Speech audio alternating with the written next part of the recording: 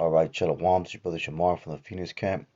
And with that being said, I want to give all honor, glory, and praise to Yahweh, Baal Shem Yahweh Shai, Baal Shem Kakadash. Double honor to the elders of Great Millstone, and peace and salutations to the brothers that are doing this work of true sincerity. And jump right into lessons. This is Matthew 24 in verse 6, because we have made a previous lesson that went into verse 5, talking about the deception that shall come at the end times. And this is just a continuation of the chapter. This is Matthew 24 and 6, and it says that ye shall hear wars and rumors of wars. See that ye be not troubled, for all these things must come to pass, but the end is not yet. So we are in that time of wars and rumors of wars, man, because you see a lot of conflict, a lot of potential conflict going on throughout all the earth. And it's always been like that, but this time it's amped up to a higher degree. You got Russia, posing threats of nuclear missiles and nuclear attack and what they call World War III, and that's the third woe, and that's in the scriptures. That's prophecy, man. So these are the times of the wars and rumors of wars, and these are the times where we are not to be troubled.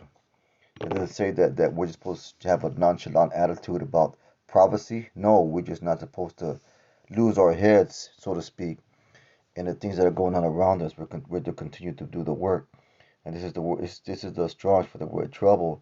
It says to cry out loud, make a noise by outcry, and a new temper trouble, fright. To be troubled in mind, to be frightened, alarmed. And that's what the rest of the world is, man. They're frightened, they're alarmed at the threat of nuclear war or World War III, so to speak. They're frightened and alarmed by it, but we're not. Actually, man, the Lord, He rejoices when He hears these things, because these things they are ushering in the hastening of the Lord. So we are not troubled in these times, man. We are not troubled when we see these things. We are not troubled because we know that there's other prophecies that need to take place before the return of Yahweh Shai. Those being uh the main one being Mark of the Beast, MOTB, the RFID, and we see the groundwork for that being laid down. Now these things are going to happen. When they start happening, there's not going to be no pause in them, man. Because the Lord says He's going to shorten the days for the elect's sake. So it's not that long, man. It's not going to be too long before we get the hell out of here, so to speak, like Buzz like to say it. But I'm gonna run that back again. It says Matthew 24 and 6, you shall hear wars and rumors of wars. See that ye be not troubled, for all these things will come to pass, but the end is not yet. Let's get Luke 21 and 9. It's the Luke 21 and 9, and it says, but when ye shall hear of wars and commotions, let's get the word commotions. Instability, a state of disorder, disturbance, confusion. And that's what we see going on right now. Be not terrified. Let's get the word terrified. It says to terrify, to be terrified, to the idea of come to fall, to scared or frightened. So we're not supposed to have no fear of the things that are going on around us. Because if you're a man in the spirit, if you're a man after Yahweh Shem Yahweh Shai, these things won't frighten you. And that actually don't make you happy. Because you see the coming of the Lord coming soon. Prophecies coming to pass and world tribulation and judgment. All those things should make you happy, man. Because that means that the end of this awful captivity is coming to pass. It says, but when you hear wars or rumors of Slakia, but when you hear wars and commotions, be not terrified, for these things must come to pass. But the end is not by and by. Let's get that. It's not coming immediately. Said there said unto them, nation shall rise against nation, and kingdom against kingdom, and great earthquakes shall be in diverse places, and famines and pestilence, and fearful sights, and great signs, and there shall great signs shall there be from the heavens. So this speaks of famines, man, and it speaks of earthquakes, and those have been continuing on and increasing in temple and occurrence. And these famines, you already see that. You already see the beginning of that happening. You already see the shortages of resources, and all those things interlink with the food supply, whether you want to believe it or not. The rising gas prices, that's connected to food supply. Uh, the inflation of the dollar, that's connected to food supply.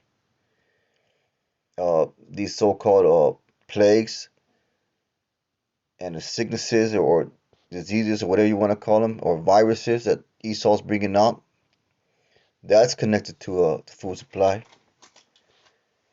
So all these things are leading to famine and pestilence. And pestilence is what we see going on right now.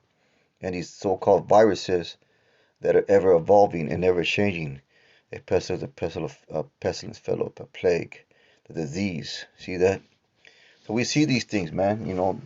Brother brought out an article the other day about how so-called these elites are implementing a new type of pestilence or illness, or like it says here, disease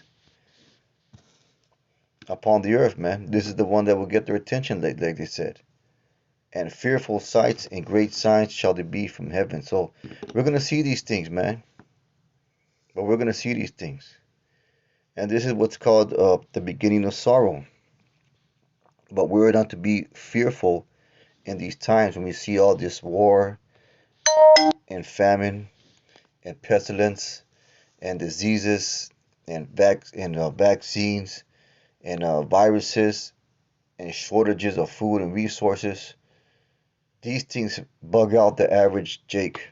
They bug out the average uh, peasant, peon. They bug out the average person. But to a man the Lord, these things should not be fearful unto you. So you shouldn't be alarmed. When we see things happening, we know that it's the scriptures. We know that it's the Most High doing this thing on the left hand side, man. So it's not alarming to us. I'm gonna get Isaiah 8 and 12. This is Isaiah 8 and 12. It says, "Say ye not a confederacy." Let's get that word confederacy. A conspiracy to them whom the people shall say a confederacy. Neither fear ye their fear nor be afraid. See, we're not so, and there is conspiracies are true, man. Conspiracies, what they call a conspiracy, you're seeing these conspiracies coming to pass. So we're not troubled by them. We're not afraid of them. It says, neither fear ye their fear nor be afraid. Let's get the word afraid. Dread. Sanctify the Most High of hosts himself, and let him be your fear, and let him be your dread. So if you're going to have any alarm or fear or terrifying feeling among yourselves, have it towards the Most High and your service towards him. That's why the scripture says to serve the Lord is fear and trembling. Let's go ahead that.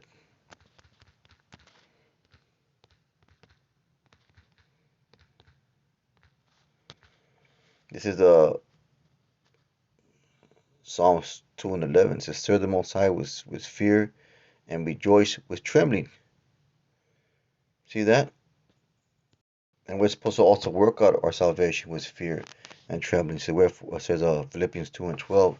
So wherefore, my beloved, as you have always obeyed, not as in my presence only, but how much more in my absence, work out your own salvation with fear and trembling. So that's going to be your fear. That's going to be your terror. That's going to be the things that worry you. That if anything's to worry you, it's your service to the Lord. Whether you're doing what you're supposed to be doing, whether you're following the Most High in spirit and in truth with all your heart, soul, and mind. That's what you should worry about. Not what these people are doing, not about these plagues, not about these famines, not about these pestilences. Worry about your service to the Most High. Worry about your salvation, working out your own salvation with fear and trembling. Serve the Most High with fear and trembling, like we read in Psalms 2 and 11. Serve the Lord with, it says here, read that real quick. It says, serve the Lord with fear and rejoice with trembling. See that? So that's what we're supposed to be afraid of, because Yahweh Shai told us not to be afraid of the things that are going around, that are going to happen around the world in the last days. So don't be alarmed at him, man. Don't be alarmed if CERN fucking opens up a fucking portal. We don't fear that, man. We don't fear what Esau says. And especially the media. You hear a lot of things on there, man. And that's to cause alarm to the people. That's what's known as propaganda. And we're not to fear those things. We just consider them and take into account and filter them to the scriptures. But there's no alarm raising us because of those things. Our fear is toward the Most High. So let me get Luke 21 and 19, because we're supposed to have patience in these days. Luke 21 and 19. And it says, in your patience, these are the words of Yahushai. Well, I'll start at verse Salah. I'll start at verse 11. Yeah, Luke 21:11. And great earthquakes shall be in diverse places, and famines and pestilence and fearful sights, and great shines to be from heaven. We talked about those things. But before all these, they shall lay their hands on you and persecute you, delivering you up to the synagogues and the prisons. And that happened in the time of in the ancient times. That's going to happen again, man. These are twofold scriptures. It says, before all these, they shall lay their hands on you, persecute you, and deliver you up to the synagogues and the prisons, being brought before kings and rulers for their name's sake. Why? Because of our disobedience to their program. It's like just like the three wise men in the book of Daniel. Their disobedience to the program, to the so-called program, brought upon them persecution. It says, it shall turn to you for a testimony, to be an occasion for testimony. That's what this is going to be, a time to prove our faith. This is going to be a time to see if you walk in the walk and talk in the talk, so to speak. It says, settle therefore in your hearts not to meditate before you shall answer. For I will give you a mouth and wisdom which all your adversaries shall be able to gainsay and resist. So we're going to be led by the Spirit in these times. So there's really nothing for us to be in fear. Now, if you're not in the Spirit, you're in the flesh, then you're going to crumble. You're gonna be in that fear, because you're not gonna be led in the Spirit, man. That's why you gotta let the Spirit lead. And you gotta stay in the Spirit to the best of your ability. It says, verse 16, you should be betrayed both by parents and brethren and kinsfolk and friends, and some of you shall be called to be put to death. These things are coming, man. All these things are coming. Brothers had dreams about concentration camps and so on and so forth, man. So these things don't scare us. So learn to have an expectation of these things, man.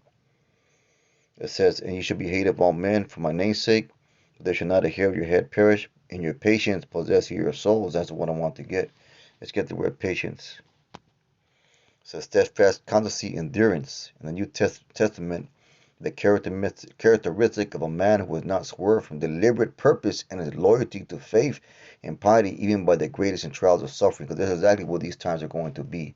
They're going to be judgment for the 2/3 and a trial of faith for the elect. So let's get John 14 and 1.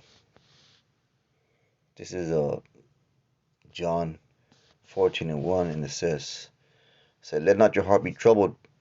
You believe in Yahweh, believe also in me. Whether Yahweh shy, the words in red.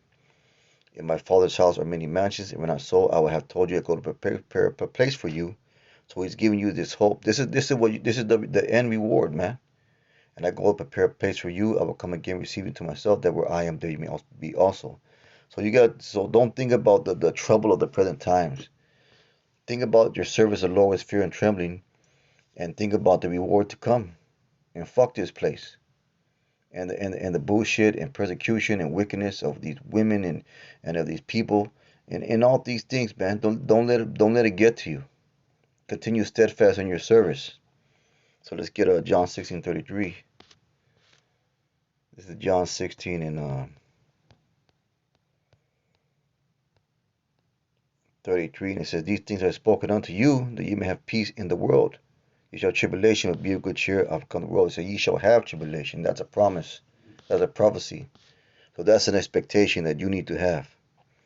The expectation of tribulation.